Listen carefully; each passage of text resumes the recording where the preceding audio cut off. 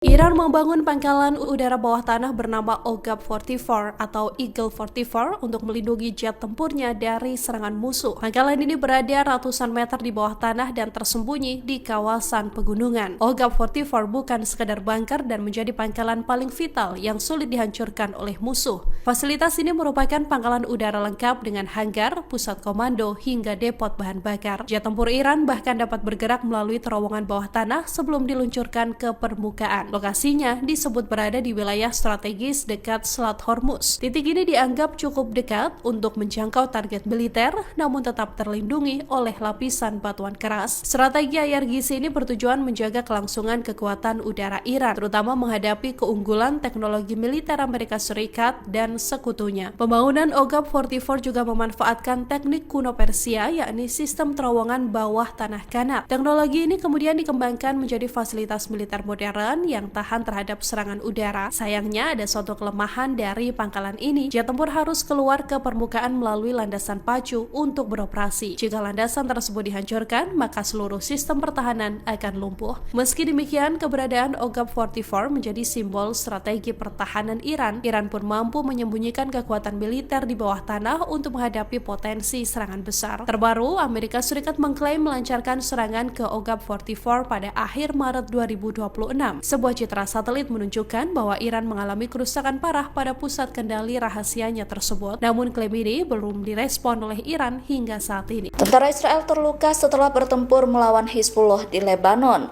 Tentara Israel tersebut kemudian dievakuasi menggunakan helikopter dan diterbangkan ke Haifa, Israel. Fiori merilis video yang memperlihatkan helikopter yang membawa tentara Israel mendarat di landasan helikopter rumah sakit. Tentara Israel itu diterbangkan dari Lebanon menuju rumah sakit Rambam di Haifa. Rumah sakit tersebut terletak di kota utara Haifa dan memiliki bangsal bawah tanah yang bisa menampung 2.200 pasien. Tim medis yang menunggu dengan tandu langsung membawa tentara Israel ke dalam ambulans. Tentara Israel tersebut kemudian dievakuasi untuk mendapatkan perawatan darurat. Adapun sejak pertempuran di Lebanon kembali pecah, terdapat 81 tentara terluka akibat serangan rudal. Kementerian Kesehatan Lebanon mengatakan, serangan yang terjadi antara 2 Maret sampai 1 April telah menewaskan sebanyak 1.953 orang.